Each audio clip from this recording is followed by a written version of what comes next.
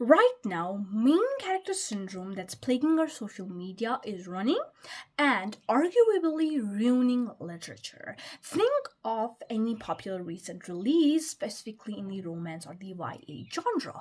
Odds are that it's written in first person POV and it's getting it's everywhere and it's getting irritating because a lot of other kinds of POVs or the art of omniscient narrator or even the distance that is between the story and the reader or the characters and the readers, all of it is getting sidelined at the cost of good literature. Now, first person POV inherently is not a bad tool. It's been used for a long time, and a lot of genres thrive in it, like the detective or the mystery genre, because the first person POV's limited perspective allows for some good suspense. But the problem here is not the POV itself, it's in fact the lazy overuse. The fact that every story, even stories that don't require a first person POV, are being written in this kind of POV. Now, think of POVs as paintbrushes. You don't use a thick background brush to paint fine sharp details. One tool cannot be used for every kind of canvas. I've in fact discussed how POV cannot just be a trend, it's a stylistic choice. It's a choice that's interconnected to what the story you're trying to tell. I've discussed this over at my Substack, so if you want to read that, you can check the link in the description. Traditionally, first person was used for this sort of intimate retelling vibe. Think of how in Watson is retelling us the stories about Sherlock Holmes detective endeavor, mystery endeavors, or how in Gulliver Travels Gulliver is telling us about his story. It's all about intimate retelling. First person is used for that, was in fact used for that, but today it seems the goal has kind of shifted. It seems first person now is being used as skin. It's a mechanism designed to let the reader step into protagonist's shoes so the story feels like it's directly happening to them. As readers increasingly demand books that act as mirrors for their own desires, publishers are naturally going to pivot to it. That's how demand and supply kind of works. Now, books written in third person, which ask you to observe a complex world rather than inhabit one, are being completely sidelined. The cost of it. We're choosing books not for the depth of the story, but because the POV feeds our ego. We aren't looking for literature, we're just looking for an avatar, a gaming avatar of sorts to embody. This is the literary consequence of main character syndrome. Now, main character syndrome in the real world is this irritating sort of mindset of a person who thinks they are the center of the universe and everyone else and everything else just background extra, and no one else's problem matters except for their own. Now, this very exact sort of ego-driven mindset seems to have colonized literature. Readers are demanding stories that validate their own self-importance instead of challenging them, allowing them to inhabit a a world tailored completely to their own desires.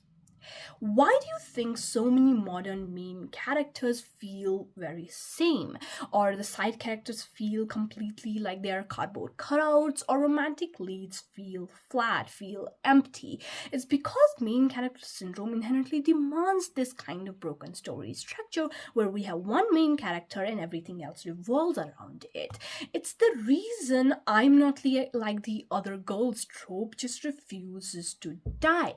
This narrative has to sort of explicitly state that the female protagonist, and by extension the reader who's inhabiting it, wearing her skin, is fundamentally superior to everyone else in the room. By forcing the entire fictional world to bend to the reader's ego or the main character's ego, we are completely destroying the foundation required for good storytelling and complex narrative design. This brings me to this massive misunderstanding that you might have in regards to this. There's a huge difference between relatable protagonist, having a protagonist that you can relate to, and a protagonist that acts as a literal mirror, a protagonist that you can literally see yourself in. Like, there's a stark difference.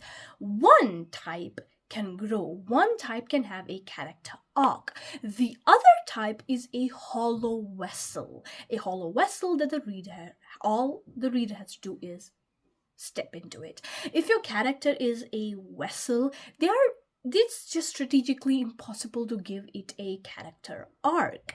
A vessel's only job is to stay empty, and so the reader can occupy it. Now, if the character, this vessel character, can undergo like profound internal change, the vessel will stop being a fit for the reader to, inhabit. And as a result, they become someone else, and the reader who's seeking pure validation from this character will stop interacting with it. This leaves the internal core of the character frozen. Like, the character in a lot of these books, if in a lot of these books stay pretty much the same from the start to the end. Like, there is very little change, and most of the change is pretty much external.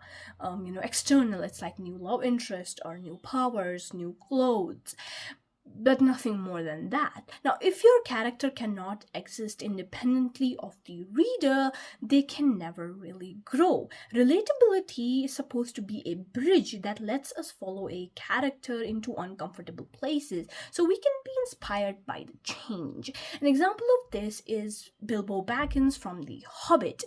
He feels like a relatable protagonist when it comes to people who might also think of their homes as their comfort zones.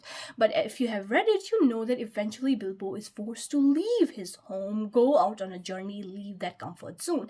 That is growth, but despite being a relatable character, Bilbo undergoes growth. But for a vessel character, that's not the case. Stories like these, like where you have relatable protagonists, are meant to challenge us, not simply validate exactly as simply validate us exactly as we are. Like, yes, you are fine the way you are. Like, that's not what stories are supposed to do. They're supposed to make us grow.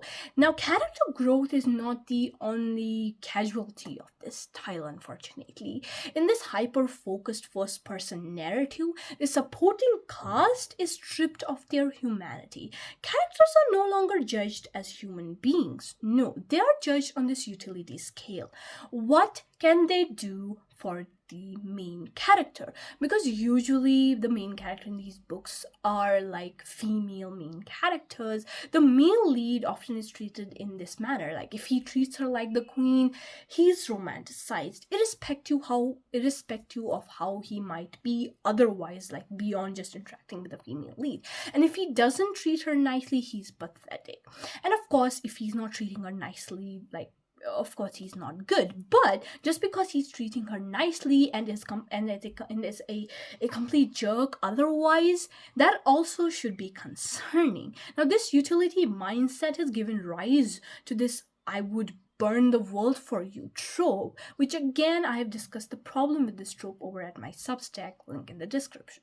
On the surface, this entire trope is like framed as the ultimate sacrifice. Like, yes, you're going to burn the world for me. But in reality, it's peak selfishness. Like, why would a good main character want somebody to burn the world for you? Like, even if it's just a thought, it shouldn't exist in the mind. And if it does, it should eventually start to vanish as the character grows. But yet again, no character growth for these vessel characters. Now, all of this suggests that as long as the main character is sort of loved by this romantic lead, the rest of the world can suffer. We have stopped asking like if a character is a good person, and the only thing we have started to ask is, how obsessed is this romantic lead? How obsessed is this male lead with me? Like, if a man treats you like a queen, but is a complete jerk to a waiter, to his family, to his friends, to literally everyone else, then he's not a good choice for you. He's probably his personality towards you is most likely a performance. It's fake. It can't be real. You can't be treating some one person out there nicely and then treating everyone else like badly. All of this unfortunately spills into real life, because people who consume these books, they consume these books and they start to believe that romantic partners, their life partners, comprehensive character is irrelevant. Like, it doesn't matter how they are overall as a human being. All that it matters is how they are treating you. That's not how you should be judging human beings, irrespective of your relationship with that person. Now, here's my controversial take on this fictional men are better than real men kind of thing that's out there. Most real men, unfortunately, even the ones doing bare minimum, are actually much better than these fictional psychopaths who say that they will burn the city for you. Because, like, a real violation of privacy, like the stalker trope in dark romance, that is possession. That can't be treated as love. The only reason, unfortunately, it works for certain readers, particular readers trapped in the main character syndrome, is because they want to be the absolute center of someone's field of vision, even if that vision belongs to a criminal. Like, oh yes, like this criminal, all he can see is me. Like, yeah, that's so romantic. Like, no, that's not romantic. If he's a criminal and he's only looking at you, then you're not his love interest. You're most likely his target. When a narrative exists solely to act like a avatar, the romance itself suffers. A true slow burn requires independent characters who grow independently but also grow together. They build trust through dialogue, through interaction, shared experience. But when the author is, tending to these main character syndrome readers, they feel this tactical pressure to hit the reader's dopamine button immediately, and so they immediately rush into lust. That's why a lot of these stories have that insta love. Like, there is no let's wait 10 more chapters before they fall in love. No, it's like wait 10 more pages before they fall in love. There is nothing inherently wrong with like enjoying spice or smell. Like, if you do, you do you. I don't like it, but like if you do, you do you. But the problem here is when smut and spice is treated as romance only. Like, there is no other thing as romance in that book, because the plot and the character growth at that case will be abandoned. A masterful romance doesn't need explicit scenes, expert execution to induce tension. All it needs is just good chemistry and two individuals who are evolving separately as well as together. We have to accept the fact that characters actually exist independent of us. Like, wow, you mean characters have their own life? Yes, they have. They have their own story, and we have to read their story, not be a part of their story or be inside the character and be part of the story.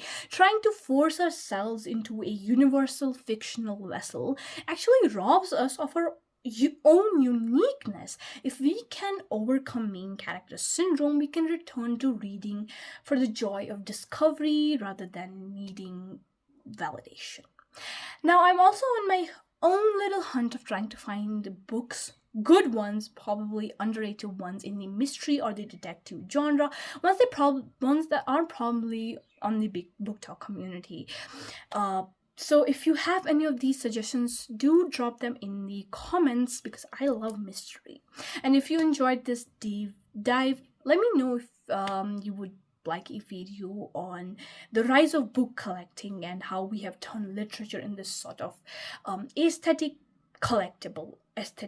sort of thing, rather than like a reading experience where people are buying books just so they can fill their shelves instead of reading them. And so with that, it wraps up this video. Until next time, keep theorizing.